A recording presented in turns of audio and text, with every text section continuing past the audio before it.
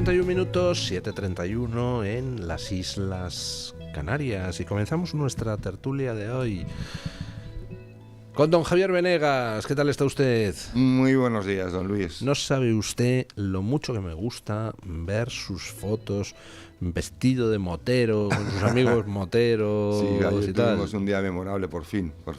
Es muy bonito porque además vamos por lo que llaman la España vaciada, que tenemos un tesoro y vale la pena, lo pasas muy bien. Sí, ya le veo ahí a usted encantado. Encantado, todos los que vamos estamos encantados. Bueno, don Isaac Blasco. Buenos días, don Luis. Don Isaac se despacha hoy con una información sobre los datos que habría dado el Pollo Carvajal sobre los negocios de Zapatero. Lo que pasa es que con el Pollo Carvajal llevo oyendo del Pollo Carvajal tanto. Urbana, sí. Parece una leyenda yo urbana. Yo lo entiendo. De hecho, ayer razonaba con un compañero que esto parece el cuento de Pedro y el Lobo, pero yo puedo asegurar, por mi propia responsabilidad profesional, que la información que hoy se publica no solo es, en mi opinión, relevante, sino que lógicamente está absolutamente acreditada y que procede de fuentes directas de la investigación que se está desarrollando en la Corte Federal de Nueva York. O sea que hay datos ya concretos que tendría la justicia americana sobre los negocios de Zapatero, datos proporcionados por el Pollo Carvajal. Entre otras vías, pero esencialmente por el Pollo Carvajal y además en declaraciones que ha efectuado en las últimas semanas. Hay que recordar que el asunto del exgeneral Hugo Carvajal, la lectura de su sentencia se ha venido demorando hasta 2 veces. Estaba prevista primero en octubre, después se trasladó a noviembre y ahora se ha trasladado al 12 de febrero porque la documentación que ha aportado interesa mucho a la justicia estadounidense y además Hugo Carvajal está negociando unas condiciones más livianas para su horizonte penitenciario que evidentemente se va a producir. Pero yo creo que en la información de hoy hay un par de elementos especialmente relevantes. Una, que hay una especie de vía paralela en el cuadro sancionador con respecto a eventuales castigos contra colaboradores del régimen venezolano, entre los que figuraría Zapatero, que tienen que ver con multas económicas, embargos sobre propiedades que discurriría, a través de la Secretaría del Tesoro, y en ese sentido a mí me consta que el Departamento de Estado tiene un debate interno importante en cuanto a las consecuencias que puede tener, encuadrar en una lista de enemigos, entre comillas, económicos de Estados Unidos a un expresidente del gobierno de un país aliado. Hombre, yo creo que aquí en España pues mucha gente lo iba a celebrar, ¿eh? Por si me está escuchando alguien del Departamento de Estado de Estados Unidos, venga, que no anímense, tíos.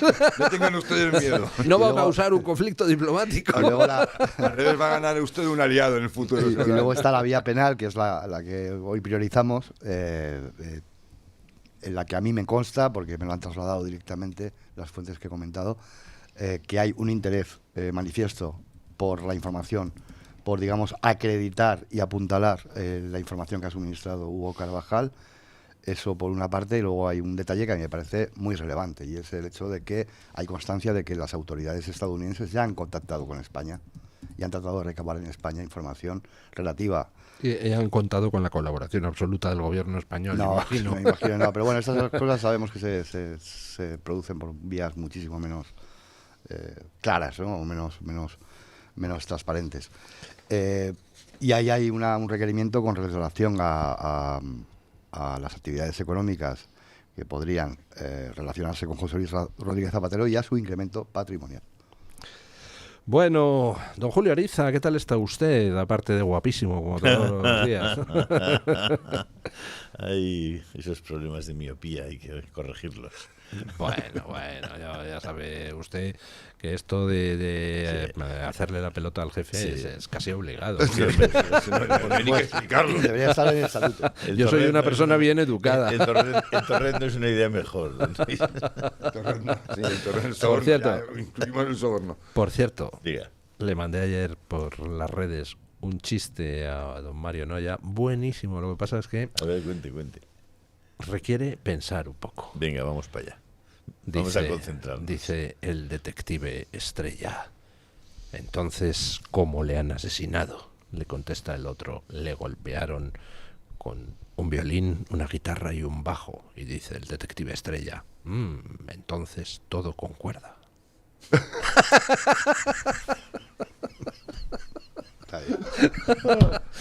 Bueno. Ay, publicidad, ¿no?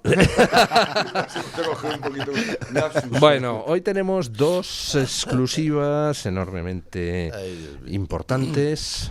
Una cortina de humo y una huida hacia adelante. Y no sé de qué quieren hablar mis tertulianos. Ya saben ustedes que yo aquí no mando nada. Al final discuten de lo que les sale a ellos de la nariz. Las dos exclusivas importantes, la del Español de ayer y de hoy sobre esas reuniones de Sánchez con Otegi, mediadas por Cerdán y por Anchón Alonso, y con Koldo de chofer para llevar al lugar de encuentro secreto a Sánchez y a Cerdán, donde estaban Otegi y sus pupilos. Segunda exclusiva de importancia, la entrevista que hace hoy Teresa Gómez en The Objective a Villarejo, donde Villarejo pues confirma que él, de acuerdo con el padre de Begoña Gómez, instalaba cámaras en las saunas de Sabiniano para grabar en posiciones, en situaciones innobles, pues a gente importante. Se pueden ustedes imaginar a quién, a periodistas, a policías, a jueces, a políticos, a empresarios, y que en muchas de esas grabaciones, pues esas situaciones innobles eran situaciones innobles con menores, muchos de ellos de origen marroquí o brasileño. La huida hacia adelante, pues me refiero a la de Sánchez diciendo que, en fin, que tampoco piensa aceptar la sentencia del Supremo y que ya intervendrá el Constitucional para corregir el asunto. Y luego la cortina de humo o la escenificación, pues Puigdemont diciendo que bueno, que si Sánchez se porta bien y convoca un referéndum en Cataluña, entonces a lo mejor le vuelve a juntar. A ver, ¿de qué quieren ustedes hablar? Venga, don Julio, usted elija. A mí me ha gustado mucho lo de que diario del bonsai. ¿Del el regalo del bonsai. Sí, a Koldo, ¿no? Sí, no, Ábalos. A Ábalos, Sánchez le regaló en sus 60 cumpleaños un bonsai. Un bonsai. Sí. En la más célebre tradición del nuevo PSOE, ¿no? Inaugurada por Felipe González. Esa finura habitual. No, hombre, las dos cosas me parecen muy chocantes, ¿no? Tanto la información de Teresa Gómez como la otra. Es que como se han traspasado prácticamente todas las barreras, todos los límites, todas las líneas rojas, ya resulta muy difícil. A mí lo más grave de todo ese asunto me parece que es que el presidente del gobierno se permita afirmar públicamente que una sentencia del Tribunal Supremo es injusta, es decir, que no está justificada. Entonces, claro, es que realmente ya todas esas líneas rojas que se han saltado en torno a lo que sería un Estado de Derecho que esté ajustado a su propia definición, pues ya no existen. O sea, el presidente del gobierno no puede, que es un primer ministro, no puede afirmar públicamente que una sentencia del Supremo es injusta. No puede hacerlo. Y que se han equivocado. No puede hacerlo. Pero es que, claro, eso sí, porque lo ha hecho, pero no debe. Pero eso se produce justo después de que hayamos visto cómo se procesa al fiscal general del Estado, y el fiscal general del Estado se mantiene en el puesto hasta el último día y va a juicio y ni siquiera se sienta en el banquillo, sino que se pone la toga porque es también tal. Y en esa vista oral del juicio, el fiscal ejerce como fiscal, siendo que es un subordinado a quien están juzgando. En fin, es que ¿qué más hay que hacer? O sea, no o cuáles son los límites posibles a una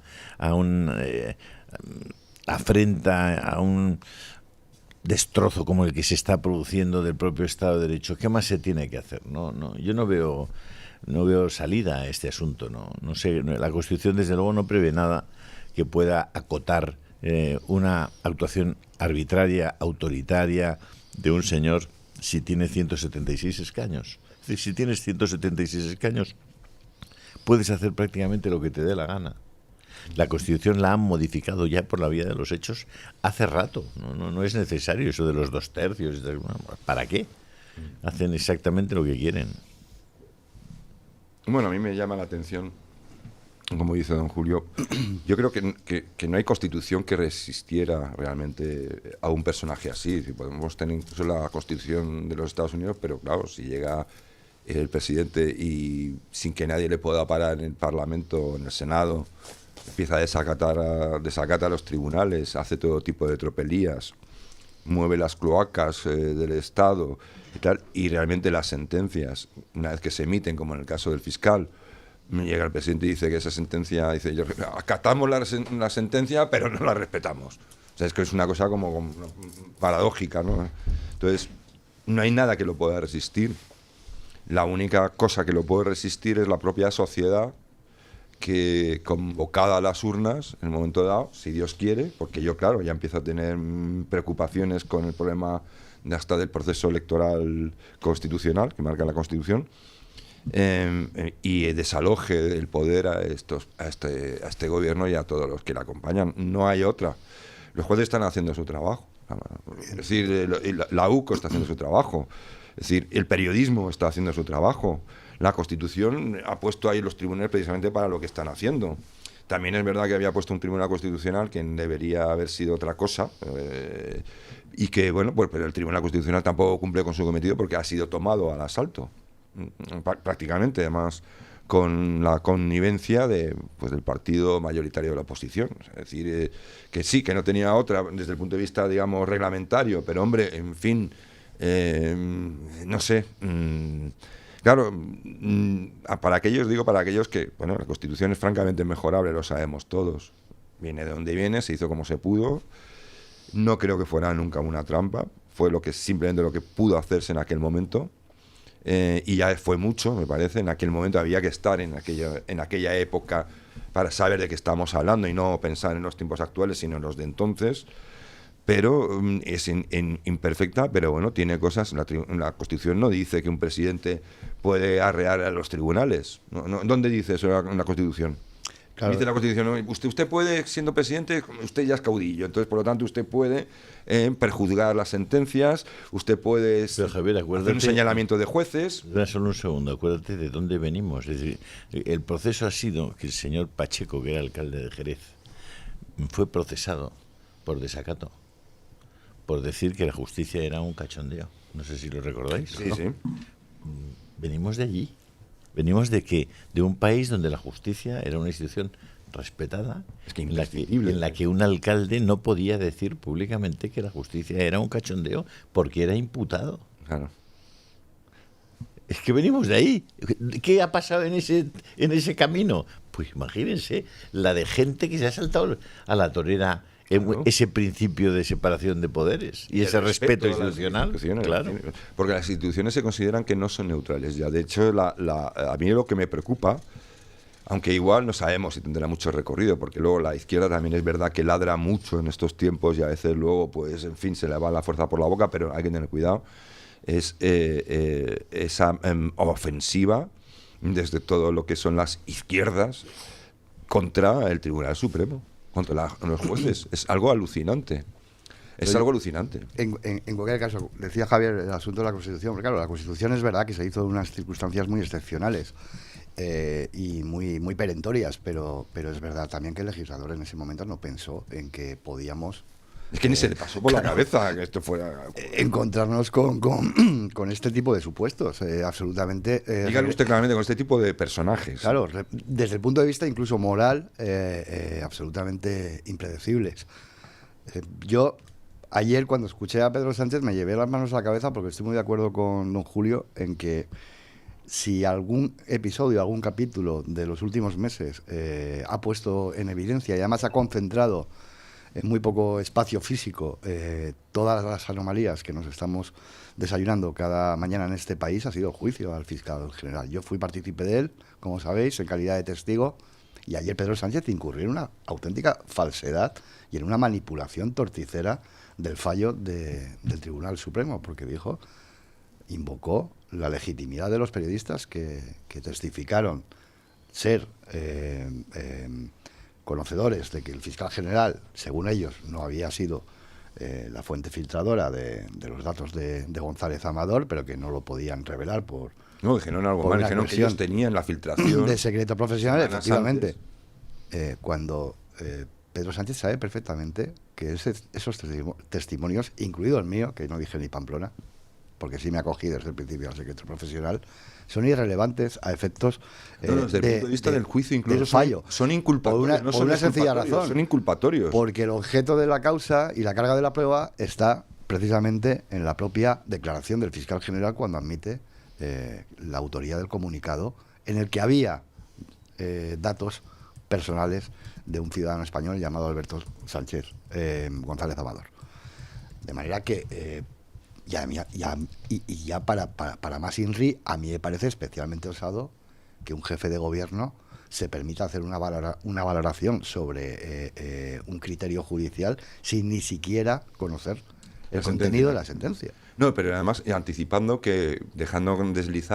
deslizando que bueno, pues que para eso tiene el Tribunal Constitucional, que arreglará, enmendará el estropicio. Pero hay una cosa, es decir, que hay que tener claro, cualquiera que sepa un poco, haya visto un juicio alguna vez, yo no digo que sea jurista, sabe que eso de los testigos son armas de doble filo. Los jueces, los testigos pueden resultar verosímiles o completamente inverosímiles al tribunal, incluso, como en el caso del juicio del fiscal general, algo peor, el hecho de que intenten establecer cosas completamente ilógicas e inverosímiles, que hasta el punto que saben que son falsas, pueden convertir lo que intenta ser una prueba de descargo en una declaración culpatoria.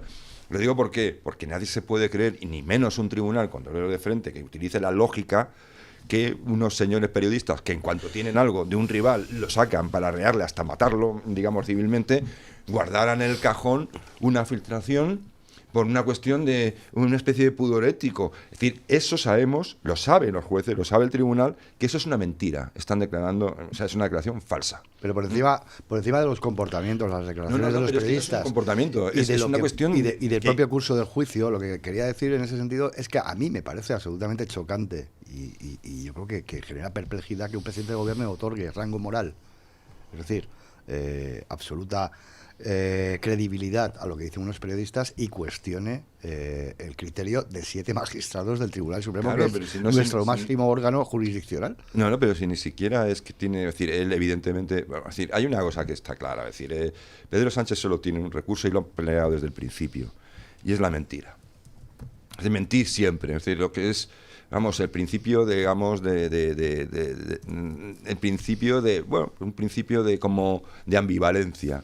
Hay unos hechos y hay una realidad, pero vamos a coger esos hechos y vamos a interpretarlos para dar una realidad completamente distinta, radicalmente distinta. Es un planteamiento soviético, ¿no? Entonces, lo que está haciendo Sánchez constantemente es eso, porque ¿eso qué finalidad tiene? Pues de luego no vas a eliminar los hechos, están ahí, para el que quiera verlos, están ahí. Es decir, me da igual que el periodista del Plural, el periodista del diario.es puede decir lo que le dé la gana. Los hechos están ahí. Pero ¿se da usted cuenta de que esos periodistas, al mismo tiempo que intentaban exculpar a Villarejo, estaban reconociendo abiertamente delante de un tribunal que el gobierno filtra información sobre enemigos políticos? Porque aun cuando fuera verdad lo que están diciendo es que no fue el fiscal, nosotros recibimos la filtración por otro lado. O sea, que el gobierno del Partido Socialista filtró información sobre un ciudadano particular simplemente porque era el novio de Ayuso y para atacar a una rival política. Es gravísimo, o sea, esto es un Watergate reconocido por los propios periodistas. Bueno, claro, porque a la hora de intentar, es decir, el PSOE ha reaccionado a la desesperada con el fiscal general, ha sido claro. Es decir, ahí han construido una versión alternativa tan absolutamente inverosímil que produce irritación porque oye, yo puedo discutir de ideologías, puedo discutir, oiga, pues me parece mejor el socialismo, me parece peor las políticas socialistas. Es decir, podemos discutir de eso, pero lo que no podemos discutir, sea usted socialista, sea usted vote lo que usted no puede discutir son los hechos. ¿Y qué me dicen ustedes de ayer la parejita Dolores Delgado y Baltasar Garzón cogidos de la manita en esa manifestación de 200 o 300 personas que se juntó ante el Supremo para insultar a los jueces? vamos, qué bonito. Un juez expulsado por prevaricador, es decir, por delincuente, defendiendo que los jueces han condenado falsamente a otro delincuente, a García Ortiz. Y Garzón, A mí me encantaría poder identificar a los que van a las manifestaciones de esta naturaleza, ¿no? Para funcionarios, yo creo que habrá funcionarios. pero ¿sabe quiénes son? Porque probablemente son el 80% los mismos. Sí. Es decir, que están subvencionados para esto, para que siempre haya al menos 50 tíos defendiendo cualquier causa injusta. Perdóneme, solo voy a, Yo para que creía- usted continúe yo- con el argumento con más fuerza. Si esa manifestación fuera en sentido contrario a santo de cualquier otra cosa, ¿usted cree que tendría alguna relevancia que un puñado de cientos de personas se manifestaran en cualquier lado? No saldría en ningún lado. En ninguna parte. Bueno, De hecho, o saldría de diciendo hecho, la derecha impulsa un golpe de a Estado. Abascal salieron a recibirle en Salamanca, me parece que fue el viernes o el sábado, 3.000 personas, 3.000. Hubo una manifestación prácticamente de mujeres para aclamar a Abascal como presidente, de señoras. ¿La has visto en algún sitio? Sí. ¿En televisión He visto el vídeo. española? No, lo he visto pero- en redes. No, pero la has visto en Lo he algún- visto en algún- en la propia sí, cuenta claro, de Abascal. Es que las redes, sí, claro. Las Sin redes, embargo, sí. le dan cobertura que un puñado de Sí. personas que están, digamos... De subvencionados. Sí, bueno, o Sí, es sí. decir, con muy involucrados en De el todos partido. modos, era muy sugestivo porque, y muy interesante, ¿no será que van a nombrar a Baltasar Garzón como fiscal general del Estado? Pues ahí quería ir yo, porque No, vamos a ver... no se le puede nombrar como fiscal general del Estado, afortunadamente, porque no es fiscal. Pero No es necesario que sea fiscal, yo creo. sí, hombre, tiene que ser ¿Tú crees fiscal, que ¿no? sí? ¿Tú crees que tienes que ser fiscal? No necesariamente, porque Dolores Delgado era fiscal, Sí. originalmente. Sí, Dolores Delgado, sí. Ya que era juez, perdón. Sí, pero tienes que ser fiscal para Yo creo- preguntárselo a la inteligencia natural Yo creo que de sí. don Isaac. Pero al margen de eso, yo creo que, por ejemplo, lo de ver a Baltasar Garzón es que, claro, con Baltasar Garzón, como ha pasado tiempo, se dicen tantas cosas, a Baltasar Garzón el tribunal lo condenó por cometer una de las faltas más graves que pueda haber en la salvaguarda efectiva de lo que es el derecho a la defensa, que es infiltrar sin ningún tipo de autorización ni justificación las conversaciones abogado-cliente. Es algo hecho... Es un delito, digamos, de los más punibles que puede haber, sobre todo si lo comete un fiscal, un juez, por claro, pero le condenaron solo, y luego dijeron, no, es que fue una condena. Oye, es que el margen de condena que se podía aplicar en este caso de inhabilitación iba desde los 10 años a los 20. Oye, le aplicaron, digamos, la parte más baja, 11 años. Y aún así protestaban, ¿no? Es decir, y este hombre está ahí todavía en las lindes del Partido Socialista intentando hablar de la justicia, de lo que es justo, de los tribunales. Es algo que de verdad no cabría en cabeza alguna en ningún otro país. Es un hombre que tenía que haber desaparecido de la historia, ¿no? Por lo menos. Pero ahí está, en una manifestación contra el Tribunal Supremo. Es alucinante.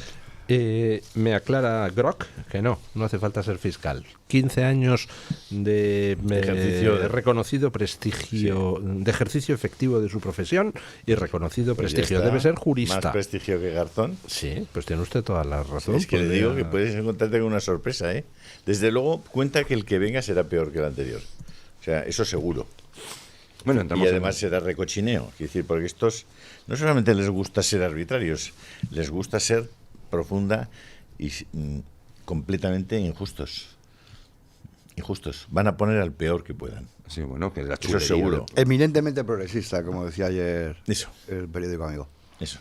Ahora, no ha habido ni un solo fiscal general del Estado en España que no fuera fiscal. ¿Y? Ya, ¿no? Evidentemente. Cosas veredas. Bueno, José Luis, a las alturas del partido... Ya los ha asustado Estamos- usted. Ya se lo estarán pensando. Don Luis, con respecto al asunto del fiscal general, a mí me gustaría romper una lanza, porque creo que no se ha hecho que no se le ha puesto el suficiente énfasis a la instrucción que hizo el magistrado Ángel Hurtado, al que pusieron, hay que recordar, a caer de un burro, no solo a él, sino a a instituciones tan básicas en este país como es la propia Guardia Civil. El magistrado Ángel Hurtado, hay que recordar que al margen de su impecable instrucción, que ha sido cuestionada y calificada de lawfare por más de un miembro del gobierno, Y no se olvide usted de que intentaron hacerle un dossier a través de las cloacas. Efectivamente. Un dossier Tuvo- para prestigiarlo, ¿eh? tuvo que salir al paso de el cuestionamiento y prácticamente las descalificaciones por vía oficial contra la investigación de la Unidad Central Operativa de la Guardia Civil en este asunto en un auto. Eso no tiene precedentes. Es decir, que un magistrado tenga que hacer una nota al margen para defender la honorabilidad y la profesionalidad de la Guardia Civil, defendiéndose de las invectivas del gobierno, es algo que nos da la medida de los tiempos tan anómalos que estamos viviendo. E insisto, el juicio en la Sala Segunda del Tribunal Supremo, yo creo que ha sido una metáfora absoluta de este tiempo anómalo. Lo ha dicho don Julio al principio. Un fiscal sentado en el banquillo de la defensa. Una fiscalía ejerciendo de abogado defensor. Un abogado del Estado ejerciendo de abogado defensor. Ha sido el mundo al revés. Y quienes peor parados han salido desde el punto de vista del trato han sido precisamente los agentes de la UCO que fueron a declarar en las últimas jornadas de... Los que han salido peor parados han sido la institución de la Fiscalía y la institución de la Abogacía del Estado. No, sin Porque duda. te das cuenta de que pueden ser perfectamente en cualquier momento utilizados contra el ciudadano más indefenso. Porque el señor Ortiz no sé cuánto se ha gastado en abogados, pero imagino lo que se han tenido que gastar los que eran víctimas del señor Ortiz. Sí, el señor Ortiz, por lo visto, no ha debido gastarse nada. Porque, claro, encima la defensa la hemos pagado nosotros. Porque ahí tenía al fiscal del caso ejerciendo de defensor. Eso se llama prevaricación. Y luego, pues, se llama prevaricación. Pues sí, pues posiblemente, pero además el abogado del Estado que pagamos nosotros, cuyas nóminas se pagan a través de los impuestos de los españoles, como es lógico, pues estaba también siendo su abogado defensor. Y yo me pregunto, es decir, lo que hizo este fiscal general no tiene que ver, o sea, aunque implica la institución, pero no tiene que ver con el interés de la Fiscalía. Es decir, ¿por qué tiene una defensa pública pagada por los españoles? Que se pague su abogado, porque lo que ha utilizado es su posición como fiscal general para cometer algo que no tiene nada que ver con su función. Para cometer un delito. Es decir, es un delito privado, es decir, particular de él, no de la institución en sí. Entonces, ¿por qué tenemos que pagarle nosotros la defensa? Que pague como todo cualquier españolito de a pie, que se pague un abogado, y mucho menos que que no se siente en el banquillo, porque eso también rompe el principio de igualdad ante la ley, perdón. Es decir, la liturgia es importante. Por más que defiendan desde los tribunales que hay un protocolo, mientras que sea fiscal todavía general y tal, y por lo tanto no se le puede... Mire, vamos a ver, lo que dice la Constitución es que todos somos iguales ante la ley. Entonces, si este señor está procesado, ese señor se sienta donde se sienta cualquier español, que es en el banquillo con cara de culpable. En este caso, porque es que lo es. Vamos, no hay ninguna duda de que este hombre es culpable. No existe, de verdad, a pesar de que no exista esa prueba proverbial que quieren hablar, que la izquierda intenta decir, sin esta prueba no hay nada, esa prueba de la bala de plata, ¿no? De la grabación en la que dice filtrar los correos de González Amador, ¿no? En la que se reconozca al fiscal. No hace falta. Todo lo que se ha puesto encima de la mesa en el juicio conduce, y además cronológicamente conduce de forma inescapable a la demostración de su culpabilidad. Es así. Y lo ilógico sería dudar de ello. Bueno, hacemos una pausa publicitaria, pero una corrección. Me corrigen que sí que ha habido un caso de un fiscal general del Estado que no era fiscal, que es el caso de Carlos Granados en 1994, en época de Felipe González, pero era juez en ejercicio. Pausa publicitaria y ahí Bye Bye García Ortiz ha presentado su dimisión. Una víctima más de toda esta historia. Preparaos para que sea peor el que nombren, ya os lo digo. Bueno, pues porque yo creo que el presidente del gobierno debería pedirle perdón a García Ortiz por acabar con su carrera. También García Ortiz ha puesto de su parte, ¿no? Prestándose, es mayorcito. Al servicio de su pero amo, hay constancia de que después de ser consciente de la metedura de pata que supone ejercer de jefe de comunicación de la Fiscalía en lugar de fiscal general del Estado, él tuvo más de un amago de dimisión y de renuncia, y no se le permitió desde la Moncloa No, pero- Eso de que no te Salirse permiten ni del carril. emitir, venga, machote. Es decir, O sea, yo lo tengo por constatado. favor. él es una Ya, víctima. ya. No, no es ninguna víctima. No, Él no, ha- no, yo no lo él ha estoy dando como decidido, víctima. él ha escogido, había dos opciones, tenía dos caminos para hacer lo correcto Claro. o lo que era incorrecto. Y él decidió, por los intereses que fuera, por razones que tuviera, ir por el camino incorrecto. Chico, Sí, pero que Sánchez le ha utilizado, está claro, Eso como, es lo que como, quiero decir. como Como- fusible, ¿no? sí, bueno, pero es que Sánchez Si es te el dejas. mal, o sea, Sánchez es el mal en sí, ¿no? Pero es la tentación, ¿no? La tentación, el diablo ese que te habla, dice, no, tú haz esto que te va a ir muy bien. Entonces, y hay que pagarlo, ¿no? Bueno, a mí eso me parece... Bueno, eso es como Marlon Brando en Apocalypse Now, ¿no? El mal. El horror, el ¿no? Sí. Es decir, cuando se Sánchez pierde es toda un horror. referencia y todo se vuelve un desquiciamiento, Pues se va no hay bien el ni mal, personaje, ¿no? El Kurtz. bien y el mal existen. El coronel Kurtz. El coronel Kurtz. Oye, don Luis, a mí... Película basada en una El corazón de las novela tinieblas. excelente, El corazón de las tinieblas, lo que pasa es trasladada, porque El corazón de las tinieblas Es- es de la masacre brutal que hicieron los belgas en, Es colonial, en es África, una y esto historia está colonial. trasladado a Vietnam, ¿no? La película, pero vamos, la película es una auténtica maravilla. Por cierto, me han hablado muy bien de la película Frankenstein, que se acaba de Guillermo del Toro. estrenar, de Guillermo del Toro. ¿La han visto alguno de ustedes, no? todavía no. Bueno. No, yo es que... Por cierto, ¿los belgas han pedido perdón por esta masacre? No. ¿Sabes algo de esto? No. Pero pedirán perdón, seguro. No les va a dar tiempo. Está No ya- les va a dar tiempo no, porque ya va no, a ser... no quedará el Bélgica. Sahel va a ser aquello, entonces ¿cómo van a pedir ¿A perdón? quién? ¿A Si quién? los he matado a todos, ¿no? Como el general. ¿Qué me está usted contando? Dice, mi general Yo acabo de llegar. mi general ha perdonado usted a sus enemigos. Dice, perdonarles, pues si los he matado a todos. Claro. Pues ¿Qué esto, necesidad tengo? claro. Bueno, no sé, igual que los belgas metían a niños negritos en zoos, Sí, sí. en alguna exposición universal, pues dentro de unos 20 años, a lo mejor a los belgas nativos los meten en zoos allí otra vez en Bélgica, ¿no? La vida Si ya queda sabe. alguno. Si queda alguno. Esto es una noria. Recuerde aquel que escupía al que tenía en la noria de abajo y el de abajo le miró y le decía, tranquilo. Hablando de tranquilo, eso. tranquilo, que nos vamos a ver en Bueno, un rato. Hablando de eso... Llega tarde, pero ha dimitido el fiscal general del Estado. ¿Les parece que vayamos con cuestiones villaregiles? Ah, muy bien. OK Diario, bueno, Villarejo, Aldama, todas estas cosas. OK Diario publica hoy las fotografías inéditas de esa celebración del 60º cumpleaños de Ábalos en el restaurante Wellow. Esta celebración fue en el año 2019, 2018, ¿no? 2019.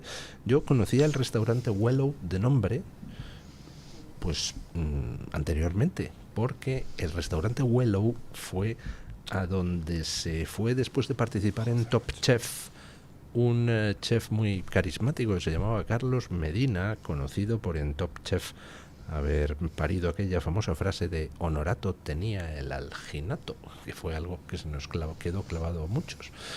Pero bueno, este restaurante Wellow resulta que era de Aldama y allí organizaron el 60º cumpleaños de Ábalos. Y una de las cosas sorprendentes es que en ese cumpleaños, pues por supuesto estaba Sánchez, estaba Begoña, estaba Koldo, estaba Ábalos, estaba Aldama y había una diputada marroquí. ¿Qué narices? Y saca la foto OK Diario. ¿Qué narices hacía ahí una diputada marroquí?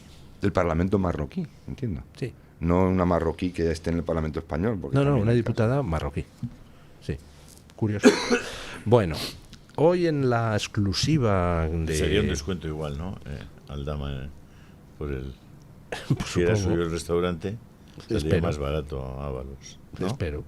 No lo Sí, sé. yo creo que- O saldría más caro y luego se repartirían la Sí, diferencia. entre Ábalos, todos. tú infla factura que la va a pagar el partido y luego ya nos repartimos. Bueno, en la exclusiva de hoy de The Objective a Villarejo, pues Villarejo cuenta con pelos y señales como, de acuerdo con el padre de Begoña Gómez, Sabiniano, se dedicaba a poner cámaras en las saunas propiedad de la familia de Begoña Gómez y allí grababan escenas de sexo, muchas veces, dice Villarejo, con menores marroquíes y brasileños, pues a gente importante, ya se pueden ustedes imaginar a quién, a policías, jueces, periodistas, empresarios, políticos. Obviamente si tú grabas a la gente... Y algún extranjero podría ser el caso, algún visitante. ¿Ah, sí? Sí. Anda, mira qué bonito. Claro, es que esto cuando empieza a funcionar la maquinaria del chantaje y la extorsión, tiene un alcance, es un arma poderosa. Bueno, y evidentemente si se grababa, pues es con fines de extorsión. Claro, a ver. ¿Dónde están todas esas grabaciones? Villarejo habla en la entrevista de que la justicia se incautó de todas sus grabaciones en 2017, pero no me queda claro si se incautó de esas grabaciones realizadas en las saunas o si de lo que está hablando Villarejo es de las grabaciones posteriores en las que se oye a Villarejo presumir de que tiene información comprometedora sobre las saunas de Sabiñáno. El caso es que debe de haber por ahí muchísimas grabaciones de gente en actitud innoble y claro, surge la pregunta de exactamente para qué extorsiones se ha utilizado esas grabaciones, y es posible que algunas de esas extorsiones tuvieran que ver con allanar el camino para que el yerno del tío de las saunas pudiera llegar a la Moncloa. Es decir, ¿tiene dudas de eso? No tenga duda ninguna. yo tengo pocas dudas, lo que pasa es que tenga duda ninguna. tampoco tenemos Aquí ningún dato para El problema que afirmarlo. tenemos es que no hay manera de que se conozcan públicamente las cintas de Villarejo. O sea, no hay manera. Es que Villarejo en esas cintas asegura que efectivamente se producía esto que ahora está recordando, no es nuevo, está en las cintas, ha sido publicado.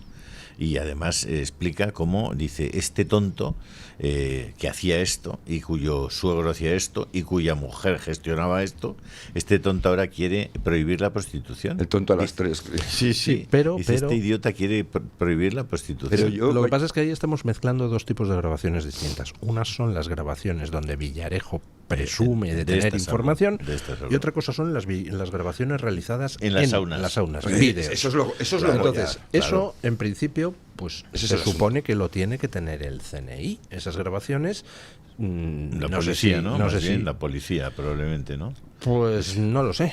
Puede ser servicio de información de la policía. de quiénes estén en la grabación, porque como digo, puede haber personas que no sean, en fin, propiamente políticos o periodistas españoles o jueces españoles. Puede haber mucha otra ciego ahí detrás. La pregunta que yo me hago es... ¿De qué nacionalidad es esa gente de la que usted cree que les grabaron ahí? Bueno, pues de algunos lugares, algunos exóticos puede ser. Vale, vale. Entonces, la cuestión es, hay una cosa que está clara, vamos a ver, yo creo que Sánchez llega a ser el líder del Partido Socialista por la fuerza. Yo creo que ahí las grabaciones no le resultan útiles por la razón que sea, porque él tiene que tomar el partido al asalto, él toma el partido a las bravas, ¿no? Lo que yo creo que esa munición la tiene para el momento en que llega al poder. Esa es una munición, digamos, que él tiene, o que él podría tener, el momento en que toma el control del país. Entonces dice, ahora ya sí, voy a empezar a permitirme ciertas alegrías en aquellos casos donde yo pueda, porque tengo presuntamente una capacidad de chantajear a aquel que diga que no. Pero yo creo que para llegar a dirigir el Partido Socialista no le debieron servir suficientemente, porque hubo una oposición frontal y él tuvo que hacer el pino puente para llegar a llevarse la dirección del partido. Yo creo que eso es evidente, ¿no? Pero yo creo que lo grave está en todo lo demás, es decir, en todo lo que ha permitido o han podido permitir esas grabaciones a la hora de ejercer el poder, ¿no? Bueno, yo tengo siempre prevenciones con lo que puede aseverar taxativamente alguien como el excomisario Villarejo. Por encima de eso, a mí no me extraña que se le incaute una serie de grabaciones y que no se le facilite copia. Que le pregunte a José Luis Ábalos o a Coldo García, que vienen pidiendo lo mismo desde hace unos cuantos meses. Por encima de eso, solo por añadir una cosa, es que esta información de Villarejo, de que en esas saunas se grababa, yo hace más de 10 años pude hablar con un político al que un comisario amigo de Villarejo le había preguntado directamente, ¿tú qué quieres? ¿Chicas, chicos? Le había invitado a ir a las saunas, no sé si eran las de Sabiñáno, pero entiendo que sí. Lo que pasa es que este político le mandó a tomar viento, le dijo que él pasaba de esos rollos, ¿no? Pero la existencia de esas saunas donde se llevaba gente, evidentemente para grabarla y extorsionarla, era conocida hace mucho. Claro, pero por encima del testimonio del propio Villarejo en esta entrevista y en otras declaraciones que ha efectuado en las últimas semanas, a mí lo que me llama la atención es, digamos, la facilidad en la composición del mecanismo Madeline Sánchez, marca de Pedro Sánchez. ¿Qué ocurre aquí? Esas revelaciones que Villarejo está ahora difundiendo públicamente son las que tiene el grupo de Leire 10, las llamadas cloacas del PSOE. Esas... Y el propio PSOE, ¿no? Porque lo trasladaron al PSOE. A eso voy. El PSOE tardó Acabo un cierto enseguida, tiempo Javier. en remitirlo. Si esas revelaciones llegan a conocimiento del PSOE, a través, evidentemente, por lo que estamos viendo en la propia instrucción del juez Tamarriego, a través de Pere Dolcet y de Leire 10. Esas revelaciones son gravísimas y son muy perjudiciales sobre el papel para la imagen pública y política del máximo líder del Partido Socialista. ¿Y qué hace el Partido Socialista? El Partido Socialista le da la vuelta a esa información como un calcetín para convertir una dificultad en oportunidad y hacerle la necesidad virtud. ¿Y dónde aparece luego, después de la famosa reflexión de 5 días de abril del 24, dónde aparece la versión de que esto es una operación de acoso y derribo de las cloacas del Estado y de los medios de comunicación de la extrema derecha? ¿Dónde aparece? En la prensa amiga. Es decir, lo que se hace es darle la vuelta a un argumentario que está recabado y que yo no voy a calificar en cuanto a su veracidad por el equipo médico habitual. Y resulta que el otro equipo médico habitual, que es el afín a Ferraz, que actúa con los mismos métodos y bajo las mismas premisas, traslada una información que el Partido Socialista convierte en una oportunidad de martirologio para el presidente del gobierno. Y a partir de ahí se produce la reflexión de los 5 días y se decreta el asalto indisimulado a la justicia y a los medios de comunicación críticos. Se planifica, se pone en marcha la máquina. Sí. De manera que... Usted que comenta es el principio de inversión. Efectivamente. El principio de inversión, porque aquí no se trata de que la verdad desaparezca, porque como es evidente están las grabaciones, están los hechos. Sino de adecuarla a tu interés. No, es simplemente el hecho de que la verdad se convierta en algo que no es operativo. Es decir, que la verdad deje de tener valor. Es decir, tú tienes la verdad de un hecho, un acontecimiento que coloca en la picota al presidente del gobierno. Pero si tú conviertes la verdad en algo interpretable, es decir, ya no vamos a hablar de los hechos, vamos a hacer una interpretación de esa verdad. Entonces tú lo interpretas así y yo lo interpreto del revés, el principio de inversión. Entonces, ¿qué ocurre con eso? ¿Qué es lo grave que estamos viviendo en España ahora mismo? Y que no sé cómo lo pueden parar, porque debería pararse, hay que actuar con más inteligencia y más decisión, es el hecho de decir, pues que la sociedad española pues diga, a ver si es que lo que ven mis ojos no es verdad. A ver si lo que estoy viendo yo mismo con mis propios ojos es que no sé interpretarlo correctamente. Igual lo que veo es justo contrario de lo que parece. Eso es lo que nos está llevando a una situación realmente muy complicada, porque además eso es lo que permite, ese principio de inversión, es lo que permite luego la siguiente parte, que es la violencia política. Porque tú te eriges, creas una causa moral falsa, ¿no? Es decir, estamos defendiendo la democracia frente al golpismo judicial de la extrema derecha. Entonces, eso lo que te permite es justificar la violencia política, que es en lo que están ahora mismo. Yo creo que hay violencia política, porque la violencia política no es pegarle a alguien directamente, sino los señalamientos, las acusaciones veladas o no veladas, la persecución ideológica o la persecución simplemente por pensar distinto, o el hecho de que tú no puedas ir a un campus universitario y siquiera abrir la boca porque te corren a gorrazos. Eso es violencia política y eso es lo que estamos. A mí lo que me preocupa ahora mismo es que este gobierno con sus aliados está ya del principio de inversión ha pasado al principio de la violencia política. Pero permítame que le tranquilice. Ojalá. Convocan una manifestación delante del Supremo para insultar a los jueces por condenar a García Ortiz. Y teniendo el BOE repartiendo dinero a expuertas, teniendo 20 y tantos mil concejales en toda España, teniendo 1 millón de votantes en las últimas elecciones en Madrid, teniendo los ministerios, las empresas públicas plagados de enchufados, sobrinas de Ábalos, etcétera, solo van 150 o 200 personas. No tienen fuerza, es decir, eso. Pero tampoco eso la tiene Maduro, don Luis, convocaba ojo, Maduro tiene la pistola y no duda en usarla y asesinar.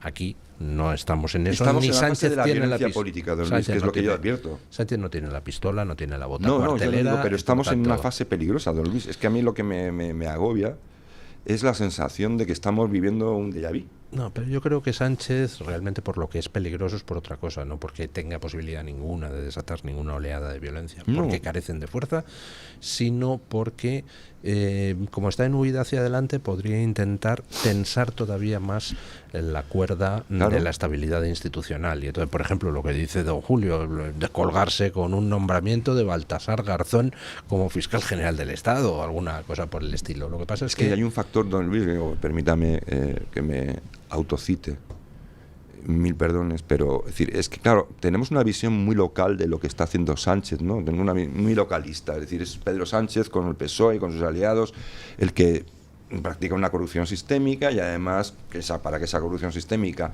pueda funcionar y no se vuelva contra él, pues intenta pervertir las instituciones para obtener además la impunidad y operar en la absoluta impunidad.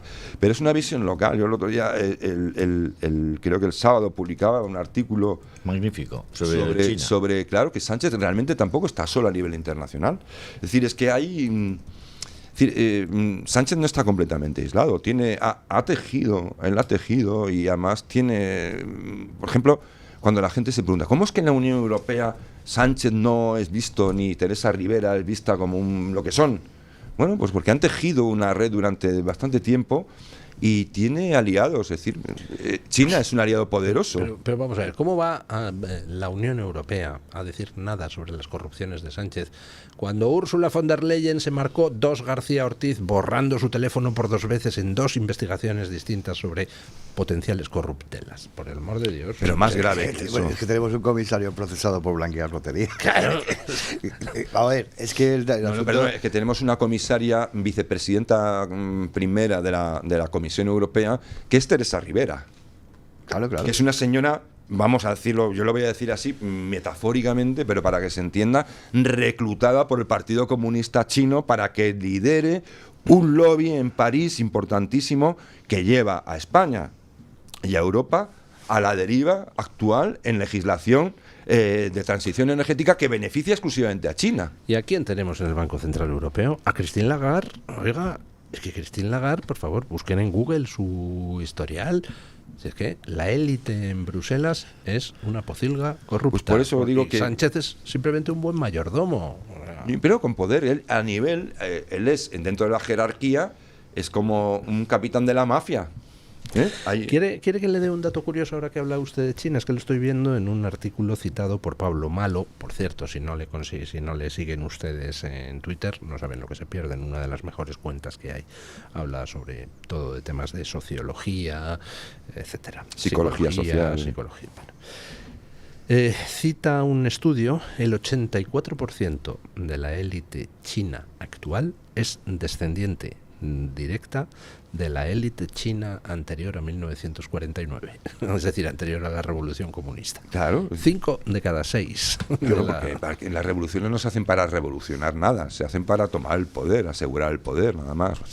Es una cosa. Pero yo creo que el tema es el hecho de que tenemos a este presidente. No hay que verlo solamente desde un punto de vista que tenemos un problema local, que lo tenemos, y es el primer y más importante problema, sino que él, por la razón que sea, de forma oportunista no, pero de forma reiterada a través de Zapatero, Teresa Rivera y finalmente Pedro Sánchez, tienen un primo de Zumosol. Y además con la gravedad de que en este aspecto yo creo que Donald Trump está por uvas. No se entera de nada. No se entera de nada de lo que se está cociendo aquí. Pero bueno, y entonces en ese sentido yo creo que le añade un factor de peligrosidad. Porque claro, lo que tiene este tipo de... Todo lo que construye China, toda esa red de influencias que tiene China a nivel global, ofrecen una cosa importantísima a quienes se suben al carro, a los mandatarios que se suben al carro, es garantizarles la impunidad. De una forma o de otra, garantizarles la impunidad. Yo es que, retomando lo que comenta Javier, por lo último, yo tengo un poco la impresión de que todos los movimientos que se están produciendo en el ámbito institucional en este país tienen que ver con eso, con preservarse con vistas a un cambio de gobierno, al futuro, efectivamente. Exacto, es que ese es lo que más miedo da. ¿Por qué lo dice Pues usted? porque yo creo que los pasos de Pedro Sánchez están dirigidos en esa dirección. Tiene un manual, que no es suyo además. Yo me temo que no es suyo, porque Sí, perdón. No, muy rápido. No, disculpe, Por el hecho de que esos pasos que se están dando tienen mucho que ver con una, con un criterio interno dentro del Partido Socialista que ya apuntan a que Pedro Sánchez no está pensando ni en elecciones ni en mantener, digamos, los restos del partido que ha contribuido a destrozar. Está pensando fundamentalmente en su propia supervivencia personal, Claro. ya no políticas, no Claro. solo políticas, sino personal con vistas al Para no ir a la cárcel. Bueno, yo creo que Ahora el objetivo el de blindaje este presidente del gobierno es el mismo, no tiene otra. Si es que está completamente asediado por todas partes. Claro. No, es muy pero el blindaje difícil. institucional evidentemente te permite por lo menos pensar con más claridad y tienes sobre todo a tu disposición muchos más recursos que si estás fuera de Y llevas la iniciativa, ese claro, colchón eso. institucional, claro. Vamos a ver a quién nombran fiscal general del Estado. Yo propongo a don Julio Arizo. 15 años Joder, yo no magnífico, tengo magnífico reconocido fiscal general. prestigio en nada. No, tiene que ser alguien con reconocido prestigio. Por ejemplo, Baltasar Garzón. No puede haber ocupado un cargo como pues no sé, fiscal de no sé qué o Yo creo que puede volver a nombrar a Dolores Delgado para podría nombrar cochineo, no si ha ocupado un cargo en los últimos 5 años. O sea, tiene que ser Vaya, tiene pero que no ser pasa no. nada, también Pues se mira, puede esa saltar descarta, esa regla, don Julio. esa prerrogativa que comenta Julio descarta a alguien que sonó con mucha fuerza porque además fue recomendada por el propio José Luis Rodríguez Zapatero, ¿cómo no? ¿Quién? Que se llama Gabriela Bravo. Gabriela Bravo fue vicepresidenta del Consejo General del Poder Judicial, Pues no fue consejera de Justicia de la Generalitat Valenciana, es pareja sentimental de Chimo Puig, del expresidente de la Generalitat, ¿Ah, sí? y es amiga personal de José Luis Rodríguez Zapatero. Y yo tengo constancia de que fue recomendada en su momento, cuando comenzaba el caso García Ortiz a aflorar, por Zapatero como relevo de futuro. ¿Qué pasa? Que no puede por lo que comenta don Julio, porque Claro. ella fue vicepresidenta de las Cortes hasta hace un año y medio. Bueno, ha habido una De las Cortes variación Valencianas. en el Puedo tema cambiar la ley en cualquier momento. bueno, está cambiada a partir del 2028. Ahora el mandato del fiscal son 4 años, pero a partir del 2028 serán 5 años. Y además, uno de los motivos por el que ¿Está aprobado ya? sí, por el que no puede ser, digamos, el fiscal general del Estado tiene 4 años y en el momento en que cambia el gobierno, por cambio de gobierno sí puede ser cesado. En la nueva norma ya no está como uno de los motivos posibles de cese del fiscal general del Estado el cambio de gobierno. Por tanto, ellos podrían, a partir del 2028, puedes dejar un fiscal general del Estado que el siguiente gobierno se lo va a comer con patatas fritas. Qué barbaridad. Pausa publicitaria y seguimos. Bueno, me comentaba antes don Isaac Blasco que allí donde va por la calle le paran y le dicen, pues, bueno, yo le veo en la tertulia de Luis del Pino. Este es un programa con su influencia. Pues sí, yo la verdad es que estoy encantado aquí de compartir ¿Y por qué tiene y sobre todo de influencia? aprender. Hombre, no, por Dios, usted es un maestro. Gente como- Será Nosotros otro sí. día, no el que vengo yo desde luego. Bueno, ¿por qué este programa tiene influencia? Pues porque seleccionamos las noticias pues sin ningún tipo de servidumbre. Hablamos de lo que nos da realmente la gana y lo que consideramos importante. Hay cosas, pues, que si nos parece que son escenificaciones y teatrillos, pues lo decimos. Por ejemplo, esto de lo que vamos a hablar ahora. Puigdemont abre ahora la puerta para que volver a juntar a Sánchez si Sánchez se aviene a un referéndum de independencia en Cataluña. Con lo cual, pues nos plantea a todos la duda de, entonces, ¿la ruptura entre Sánchez y Puigdemont era simplemente para colocar al votante socialista ante el abismo? ¡Ah, Dios mío, nos quedamos sin gobierno! ¿Para que así acepte el referéndum de independencia? ¿O el teatrillo va destinado a tratar de parar la sangría hacia Alianza Catalana? ¿O las dos cosas? Pero vamos, que es un teatrillo, está claro, porque ahí siguen incrustados en todas partes los tíos de Puigdemont que Sánchez ha colocado, y todos cobrando buenísimos sueldos en distintos comités, consejos, etcétera, etcétera, etcétera, ¿no? Sí. ¿Qué pretenden con este teatrillo? ¿Pavimentar el terreno para el referéndum de independencia o es más táctico? ¿Es simplemente miedo a Alianza Catalana? Es ganar tiempo. están ganando tiempo, saben que ese tipo de negociaciones de un referéndum eso será pues un pim pam pum de los que están acostumbrados a hacer entre Junts y el PSOE y ya está. ¿Qué ocurre? Yo lo digo claramente, yo creo que el objetivo de Junts no existe. Existe el objetivo de Puigdemont, que es poder volver a España amnistiado de todo. Y ya está. Y él está en eso. Y no va a renunciar de ninguna manera, ni él, ni los que estén de su parte, a esa hoja de ruta que vestirán como quieran vestir. Por eso decían, esa ruptura que anunciaron y tal, yo desde el principio me la tomé como jaja. No me he creado absolutamente nada. Eso no es viable porque no tiene otra salida. Es decir, aquí parece que es Puigdemont quien tiene cogido a Sánchez. Y de alguna manera, pues sí, puede tenerlo cogido. Pero en realidad quien tiene cogido por sus partes pudendas es Pedro Sánchez a Puigdemont. Yo creo que Puigdemont no ha valorado la única posibilidad que tiene de sobrevivir políticamente en serio, que es volver, que lo trinquen y que lo metan en la cárcel una temporadilla. Será breve, por supuesto, pero es que eso le rehabilitaría políticamente. Sí, yo estoy de acuerdo con Es la única posibilidad, desde mi punto de vista, de que Junts sobreviva. Lo que pasa es que Puigdemont es un cagao. Y no, claro, es que no. Es que creemos que son los de la rebelión de Pascua de Irlanda. Sí, claro, no. Y la única manera de rehabilitarse frente a los suyos y de tomar la iniciativa política de nuevo y buscar de nuevo el liderazgo frente a Alianza Catalana y frente a Esquerra, desde mi punto de vista, modestamente, es volver aquí y para adentro, Romerales. Y claro. Entonces, claro, imaginaos el efecto político en este momento que tendría con Sánchez en el gobierno, que metieran a Puigdemont para adentro. Yo creo que no tiene más, porque Alianza se los está comiendo por los pies y ella se los está comiendo por los pies. Junts, políticamente, desde un punto de vista de expectativa electoral, está tendiendo a cero.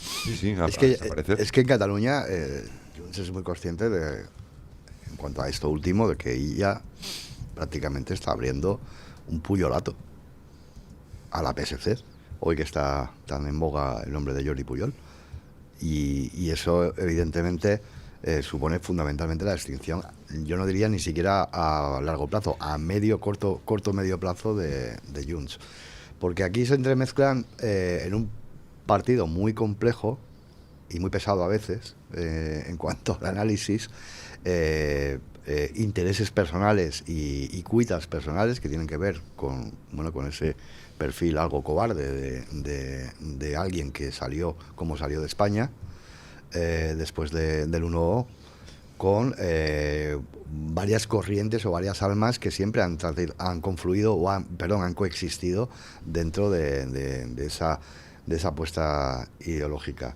Yo creo que además la propia ausencia de diques morales por parte de Sánchez invalida la capacidad de decisión de Junts y de los 7 votos de Junts. Y ayer, por ejemplo, Gonzalo Boye, abogado de Puigdemont, que no es político, es jurista, pero conoce muy bien el paño en el que se mueve, decía que los 7 votos de Junts no facilitaban la gobernabilidad de Sánchez, ni siquiera eran determinantes para que Sánchez siga enrocado en su torre de marfil, creo que lo decía, del que nadie le iba a rescatar, pero ahí sigue. Es decir, Pedro Sánchez es capaz, porque lo ha dicho y lo ha explicitado, y no solo lo ha verbalizado, sino que lo ha puesto en práctica y lo ha acreditado pragmáticamente, es capaz de gobernar de espaldas al foro de la soberanía nacional de todos los españoles, que es el Congreso de los Diputados. Hombre, por eso se ha convertido en un índice pero eso ahí, ejecutivo. Ahí, ¿no? Evidentemente cualquier planificación estratégica de Junts con respecto a la fuerza de sus 7 votos se convierte prácticamente en irrelevante. Porque Pedro Sánchez ha dado en los últimos meses o las últimas semanas, en mi opinión, un salto al abismo respecto a su propio destino y al destino institucional de este país.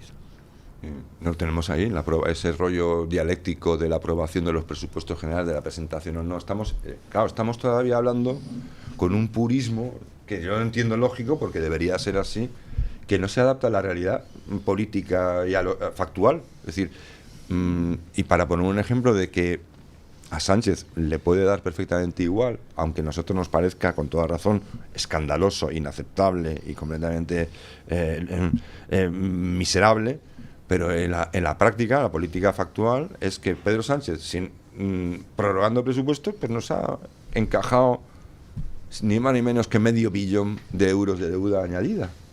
Es decir, no puede hacer presupuestos, supuestamente no puede gobernar. Ya, pero ya estamos en la perfección incluso de que hay ciertos sectores económicos que hablan de que es mejor que no haya presupuestos para que el gobierno no tenga tanto margen de maniobra. Quiero decir, se está subvirtiendo tanto bueno, lo que pasa es que ahora el PP premisas democráticas básicas que a mí, perdón, Julio, me dan que pensar que estamos ya en algo que no se puede llamar democracia representativa. No, claro. Estamos Pero el PP ha presentado una iniciativa muy importante, porque los últimos presupuestos que aprobó Sánchez tienen una norma aparejada, digamos, y es que es posible que a iniciativa del gobierno se puedan utilizar partidas presupuestarias de un ministerio, de una determinada cuenta, se puedan desplazar a otra. Aprobaron eso, cuando habitualmente no es posible. Es decir, hay una finalidad. Por eso hacen los presupuestos, para hacer una trazabilidad. Bueno, pues hicieron esa norma que está vigente. Entonces, eso les está permitiendo una cierta holgura, una cierta flexibilidad.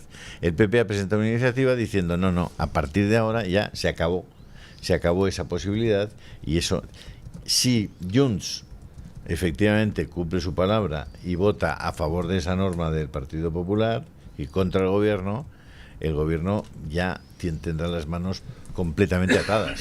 Sí, ojalá, pero claro, es que todo este tipo de cosas son piezas y piedras que tenemos que ir poniendo en el camino, con un tiempo que ya requiere un tiempo que ya creo que no tenemos. O sea, desde el punto de vista político no tenemos tiempo.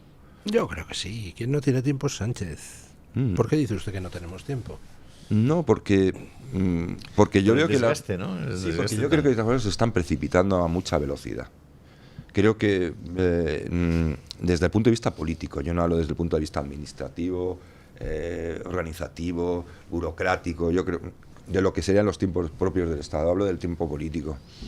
Creo que se nos está acabando el tiempo porque España está entrando en una dimensión muy peligrosa, que luego, como decía muy bien mi compañero Isaac, es muy difícil retrotraer. Es decir, se están produciendo, digamos, una serie de daños al sistema de institución español, o se están convirtiendo en leyes tácitas, no escritas, determinadas barbaridades, que va a ser muy difícil restituir, y ya vamos tarde, es decir, porque desde el punto de vista de los juzgados, pues podemos ver una sentencia contra un señor como el fiscal general del Estado perfectamente justa.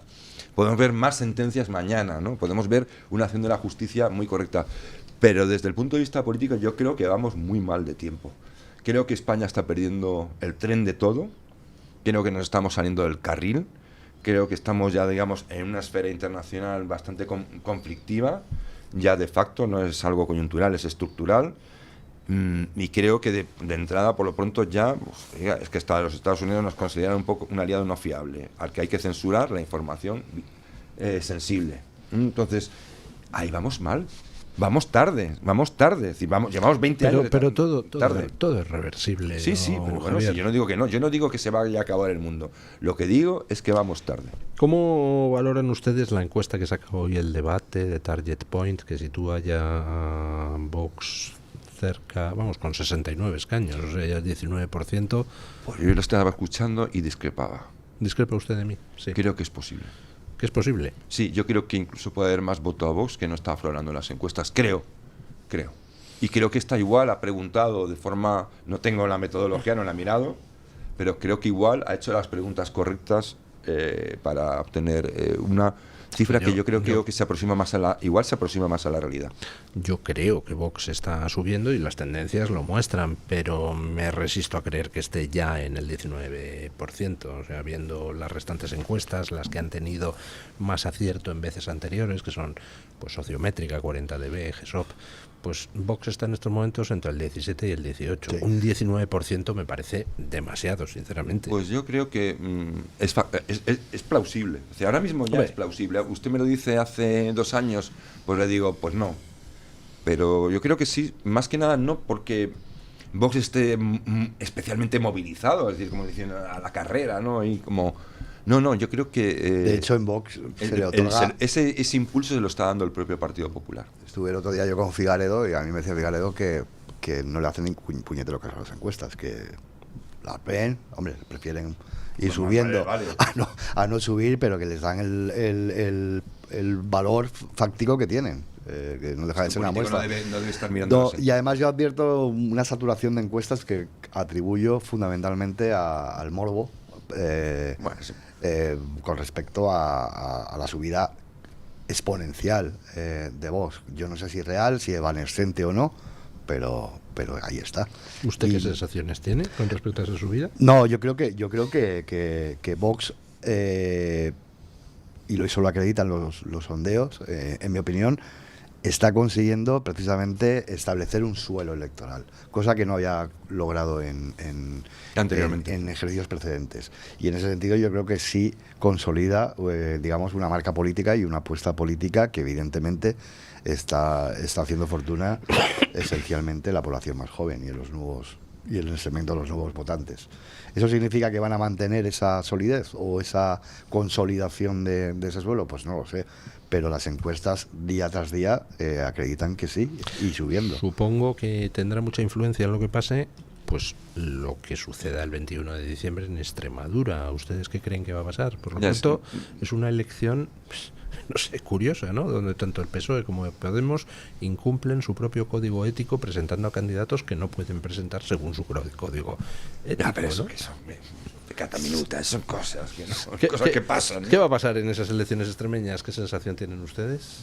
Yo tengo la sensación de que estamos dentro ya de una espiral que es la profecía que se autocumple y que el propio calentamiento de las expectativas de Vox en las encuestas hace que efectivamente las expectativas de Vox puedan crecer, porque la gente poco a poco se va acostumbrando, entre comillas, Y subiéndose a la ola. exactamente, a asumir que bueno, pues que Vox va a estar ahí, y en la medida en que lo vas asumiendo, lo vas normalizando, lo vas interiorizando, y eso ha funcionado, les ha funcionado a la izquierda durante muchas elecciones, y yo creo que efectivamente Vox está en unos números muy importantes. No sé si es el 18, el 19 o el 20, tampoco hay mucha diferencia, porque al final vamos a ver qué hacen con el voto por correo, vamos a hacer con el voto internacional, vamos a ver, eso, porque ya hay casi 3 millones de personas fuera de España que imaginaos si eso se pusiera en marcha, ¿no? Yo creo que Vox está con unas expectativas muy muy importantes y se ve en las movilizaciones populares. Ya, antes hacía referencia a lo de Salamanca de hace 3 días y la participación de los salmantinos en ese recibimiento a Santiago Abascal era verdaderamente tumultuoso. O sea, yo creo que el problema muchísima gente. Don Julio, yo creo que como le pasa al Partido Popular, que hay un problema con la derecha. El único para mí que es el techo es que la derecha, ya sé Vox o PP, llamo con permiso al PP derecha, aunque hay muchos socialdemócratas o demócratas Perdón, cristianos. ¿no? Tenga cuidado, no está su abogado presente y eso Le podría meten ser una motivo de querella. difamación. No hay un abogado del Estado aquí, querella. ¿no? A ver si nos toca uno por español. Claro, no somos Ortiz, ¿no? Pero iba a decir, el problema de realmente de la derecha en España ahora mismo es, a mi juicio, menos en el País Vasco, pero mucho en Cataluña, es que en Cataluña prácticamente es testimonial. Y eso desde el punto de vista electoral es un lastre muy fuerte. Es un lastre muy fuerte. Yo creo que si sostiene algo, cuando dice, no, ¿cómo es posible que Pedro Sánchez todavía acceda a 120 escaños o a 110 o a 107 con lo que ha hecho, ¿no? Que es una exclamación lógica de cualquier persona de bien. Hombre, porque le sostiene el Partido Socialista Catalán, que le sostiene el voto catalán. A nivel nacional lo ven como un voto estratégico. Cosa que no ocurre en otras autonomías, que votan más pensando en lo local y luego ya en lo nacional de otra manera. Y ese es el gran... para mí es la duda que hay. Pero yo creo que Vox tiene que estar al alza de forma solapada, sin que se sepa, pero no porque Vox esté dándose una especie de homenaje popular y tal, como en Salamanca, que puede ser un signo de auge del partido, no lo discuto, sino porque los dos vectores que están condicionando la política, que es el Partido Socialista y el Partido Popular, le están dejando camino, o sea, como dirían, ¿no? Se la están poniendo a huevo para que crezca. El uno porque es un corrupto y abandonado a la gente y se ve cada vez más que a los españoles les importan una higa, los trabajadores, la gente, las familias, la clase media, los autónomos le importan un pimiento, ¿no? Y el otro porque no se sabe si va o si viene. Y claro, hay una sensación de cierta urgencia en muchos temas en España ahora mismo, no solamente los que nos importan a nosotros, que son graves institucionalmente, sino del día a día, que los españoles ven con la inseguridad, la inmigración masiva. La inmigración va a ser una cabeza tractora de estas elecciones, de las futuras elecciones, espero que las haya. Y yo creo que ahí, pues lógicamente, están fuera del terreno del juego tanto el PSOE como el PP, y eso creo que puede marcar una diferencia. Hay mucho voto oculto. Bueno, yo creo que el tema de Europa también es muy relevante. Cada vez más la gente va tomando conciencia de que aquí quien manda de verdad es Ursula von der Leyen y el acuerdo que tienen los populares y los socialistas en Bélgica, en Bruselas. Y que por tanto, tanto los pescadores españoles como los agricultores españoles como los ganaderos españoles tienen un problema mientras esta gente siga ahí. Y los empresarios, van, y los industriales, van a la desaparición. Y entonces la gente empieza a tomar una conciencia muy clara de que esa relación de fuerzas en Bruselas o cambia o realmente el sector primario español está muy cerca de la desaparición y de la ruina. Y son muchas personas las que viven de eso. 2050 Claro. hay que sacarlo de raíz de la Unión Europea. Claro. De raíz, hay que eliminarlo. Es que no es posible pensar que hay... Es que en este momento la Unión Europea es un paradigma de opacidad, de falta de transparencia, de corrupción institucional. La gente no confía. Y eso que está lejos, pero ya ha llegado aquí. Tenemos 5 minutillos antes de acabar la tertulia y aprovechando que ha mencionado usted a la Unión Europea, ¿será por eso? Porque es una cloaca infecta desde hace mucho que se ha quedado fuera del plan de paz entre Ucrania y Trump, que parece que sale adelante. Eso no es la Unión Europea, esos son los propios países. A mí me parece tremendo lo que ha ocurrido. Yo, mi opinión, yo que defiendo a Donald Trump cuando creo que hace algo correcto, en esta ocasión el plan de paz me parece infumable, me parece Bueno, Marco Rubio lo ha... Más vale que lo rebaje, porque hay unas cláusulas ahí que encima nos sacan de la mesa, que ya pueden meterse con Úrsula y con lo que quieran, si yo no lo discuto, pero aquí hablamos de las naciones europeas, entre ellas España. Es decir, yo en eso soy muy patriota. A mí me viene un Donald Trump y me dice que no puedo decir ni pío sobre Ucrania, pero que tengo que poner 100.000 millones, porque él me lo dice, para invertir bajo su control mercantil, es decir, para que él se lo lleve todo. Hombre, yo le digo, mira, no voy a hacer ningún gesto, pero hago un corte de mangas. Desde luego, o sea, yo eso por ahí no paso. Ya, lo que pasa es verdad que Marco Rubio parece que se ha comprometido a darle una vuelta al plan. Más le vale, de acuerdo, digamos, con los intereses de Kiev. Pero a mí lo que me llama la atención de toda esta negociación es que la Unión Europea una vez más ha estado a por uvas, porque no se ha enterado ni del nodo. ¿Cómo vas a enterarse si no la han convocado nadie? Hasta que el plan de Trump con el Kremlin era prácticamente un hecho. Se pasa por encima hasta de Meloni. O sea, le ha chuleado hasta Meloni. Sí. Hasta Meloni, que es su gran amiga, la ha chuleado. Bueno, la Unión Europea... perdón. No, que la Unión Europea le pasa lo que se describe una frase que usaba mi suegro mucho, dice: pinta menos que pata de queso en Sevilla. Nunca he logrado averiguar de dónde salió esa frase, pero... No, yo no sé quién era pata de queso, debía estar en el patio de Monipodio. Pero yo lo que sí creo es que la Unión Europea se ha colocado hace mucho tiempo fuera de la realidad y de la prudencia. La Unión Europea ha sido incapaz de hablar ni una sola vez, hasta que no llegó el señor Trump, de paz, de un tratado de paz, de un armisticio, de un parar un momento de la guerra, que vamos a hablar a ver si hay solución. La Unión Europea se ha comprometido exclusivamente en la guerra, no ha estado comprometida con la consecución de la paz nunca. ¿Por qué intereses? Yo no lo sé. Pues no sé, pero con una mano ayudando a Ucrania y con otra comprándole hidrocarburos a Putin. Exactamente, Bueno, exactamente. Tiene que haber gente haciendo fortunas. Ese tipo de fariseísmo y de incoherencias pues son las que laminan cualquier credibilidad. Y en este caso la Unión Europea tiene ese problema. Estoy de acuerdo con lo que dice Julio. Es decir, habría que haber visto tal. Pero claro, para eso necesitas una posición de fuerza. Primero que tienes que ganarte. Sobre el terreno también. Pero también digo una cosa. Esto de Trump no es un plan de paz. Pues es un plan de... Ya han sacado comunicado conjunto Ucrania y Estados Unidos. Hombre, es que Ucrania está con el agua al cuello, es decir, y los están matando, pero es decir, que no hablamos luego de las matanzas que hacen en Palestina, con todos los días, pero es que los están matando a los civiles a base de bien.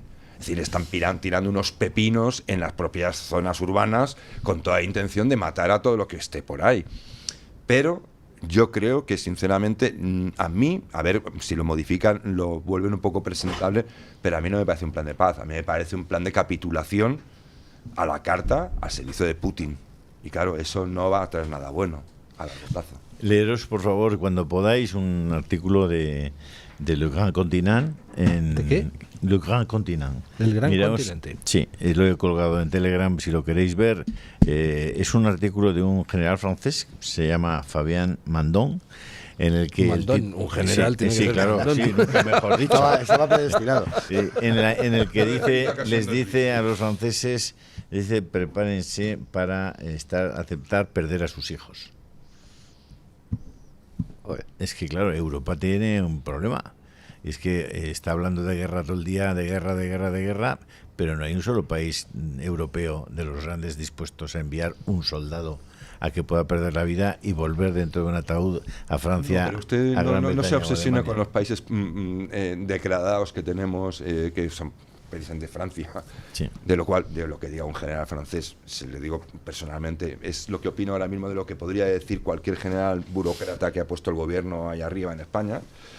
Pero yo le digo una cosa, no hay que mirar a esos países, mire usted a los países como Polonia, mire usted a los países bálticos, mire usted a Letonia, Estonia, Lituania, mire usted ahí, porque allí, si usted se va y que usted viaja, vaya usted y hable con el público de allí. Y le va a decir, nosotros no tenemos ningún reparo en ir a partirnos la cara con este hijo de su madre.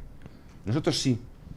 Y lo dicen los jóvenes, no tienen que empujar a los viejos, los propios jóvenes. Doña Carmen Carbonell, ¿qué dicen nuestra audiencia, mayores y menores? Pues don Luis, hoy preguntábamos una cosa bastante interesante relacionada con los actos en los que participa Pedro Sánchez o algún miembro de su gobierno. La pregunta es la siguiente: ¿cree que políticos, periodistas, empresarios y ciudadanos en general deberían boicotear todo acto público en el que participe el gobierno hasta que Sánchez deje de destruir las instituciones y dimita? 3 opciones: sí, no y no lo sé. ¿Ustedes qué opinan? Es una pregunta un límite. Yo claro. creo que sí, pero no. Sí, pero no. Digo, Esa no viene, ¿eh? Esa opción no lo aparece, siento, Javier. pero tiene que ser un voto matizado, tengo que hacer un voto matizado. ¿Por qué? Porque nosotros tenemos que estar allí. Tenemos que estar vigilando. Es decir, esto es como la mafia, ¿no? Es decir, ten cerca a tus amigos, pero ten más cerca todavía a tus enemigos. ¿De qué sirve ir a por ejemplo, periodistas, de qué sirve ir a una rueda de prensa de Porque Sánchez luego usted sabe si que se le luego, pregunta y no responde usted nunca? sabe que luego en el ínterin, en esas covachuelas que hay después de esas, es donde se descubren muchas perlas. Cuando desaparece el marcaje de lo que es la propia rueda de prensa, en las conversaciones que se producen en esos ecosistemas hay muchas perlas, porque luego en privado, aquellos que son tan hooligans de Sánchez te sueltan algunas cositas. ¿Y quiénes van a dejar de ir? ¿Los periodistas de Televisión Española? No, esos van a ir todos. Antena 3, pero bueno, los de que queden en Telecinco, evidencia. todos los que están cobrando del gobierno, ¿van a dejar de ir? Que queden en evidencia. Hay otra alternativa, que es Ya. los periodistas antisanchistas pueden acudir a las ruedas de prensa para caricaturizar. Entonces pueden ir, por ejemplo, con pancartas que digan: Viva "Sánchez, Sánchez". queremos un hijo tuyo. Es y que cosas así. yo lo invertiría el concepto. Yo es que creo que no hay periodistas antisanchistas. Yo lo que creo es que Sánchez ha puesto la prueba a muchos periodistas. Sí, a cualquiera que... Le admito la corrección, tiene usted toda la razón. No somos antinada, somos víctimas. Y nosotros sí que somos víctimas. Hay periodistas y luego sirvientes de Sánchez. Doña Carmen, ¿qué dice la audiencia? Don Luis, en Twitter el 97% dice que sí, que hay que boicotear estos actos. Hay un 2% que no lo sabe y hay un 1% que dice que no. En Twitter el Maje... Un momento. Ah, no, sí, había 3 opciones. Solamente había 3 opciones. El Maje Elena dice que tendrían que estar solos cada vez que fueran a un acto y cuando no vaya nadie del gobierno, que el acto esté abarrotado, ¿no? Para un poco evidenciar cómo estamos, ¿no? En contra de... En el chat de YouTube, José Moreno Vázquez dice que a Pedro Sánchez hay que meterlo en prisión y juzgarlo por todas las muertes ocurridas por su desidia. Entiendo que se refiere, entre otras muchas cosas, al tema de la Dana. Y también por todas las acciones con el objetivo de potenciar su partido a costa de los españoles. Luis Ortega Domènech dice que nunca dejarán que gobierne un partido patriota, prefieren llegar a un conflicto antes. Y en las publicaciones, Bitcoin 164, que es uno de nuestros habituales allí, dice que por supuesto, pero que es algo irreal eso de que se boicoteen los eventos a los que acuda Pedro Sánchez, porque siempre estarán ahí los muchos millones de personas que le seguirán votando, haga lo que haga. Y esto, pues claro, es un problema según nos dice este oyente. Y termino con un comentario de Pilarcho J3K, que dice que lo que estos miserables están haciendo con este país no tiene nombre y no lo van a pagar con la cadena perpetua. Bueno, muchísimas gracias, doña Carmen Carbonell. Gracias a los oyentes que han participado. Gracias, don Muchas gracias, Isaac. don Luis, un placer. Lean ustedes Voz Populi, donde hoy don Isaac trae esa exclusiva sobre quizá los posibles problemas penales que va a tener Zapatero en Estados Unidos en breve. Don Julio Ariza, sigan ustedes a don Julio Ariza en Telegram y en WhatsApp. Bueno, o no. ¿O no? Y a don Javier Venegas, síganle, aparte de en su medio habitual de Objective, síganle en Twitter y síganle en disidentia.com. Ahí estamos, ahí dando la... ¿Viste la respuesta de Trump de su Con comparecencia Mandami, con sí, Mandami? es un crack. Le dice la periodista, crack. dice, ¿usted sigue pensando, señor Mandami, que Trump es un fascista? Y se vuelve Trump y le dice, dile que sí. Dile que sí, total. O sea, Sí, a mí no me Dile importa. que sí. ¿Qué más da? Bueno, gracias a los tres, gracias a los oyentes y a doña Carmen Carbonell. Y ponemos punto final a la tertulia con don Paco Linares, cuya sección lleva por título hoy Viva España y no pido perdón. Buenos días, don Paco. Un abrazo grande, mi querido amigo don Luis del Pino. Cuando veo que hay tanta gente destilando odio hacia España, hacia los españoles, encabezado por el propio gobierno ese odio, me entran ganas de decir, fuera, felones, fuera, gamberros traidores, y ¡viva España! Hay quien dice que no hay tanto odio, ¿que no? ¿Que no? El presidente Sánchez se declara juez implícitamente cuando le falta el respeto a las decisiones de la justicia. El Tribunal Supremo condena al fiscal general y Sánchez se mete donde no le llaman y a pesar de la sentencia pone en duda el veredicto del Tribunal Supremo. O, por ejemplo, ¿recuerdan todo el odio que destilaron contra la jueza Alaya? Sí, la que llevaba a cabo la instrucción de los ERE en Andalucía. Sin embargo, ¿cómo brincan de contento cuando el amiguete Conde Pumpido, presidente del Tribunal Constitucional, elimina las condenas y da amnistía a los ladrones del pueblo? Y el Partido Popular en Europa vota junto a las izquierdas en contra de investigar la corrupción y amaño electoral del PSOE. El grupo de Vox en Patriota votó a favor simplemente para que se investigue. ¿Usted está a favor o no de que se investigue a quienes nos roban presuntamente? Yo estoy con Vox, estoy con los españoles. Y por eso digo, ¡viva España y no pido perdón! A quien le pique, que se rasque. Mañana, más y mejor. Punto final.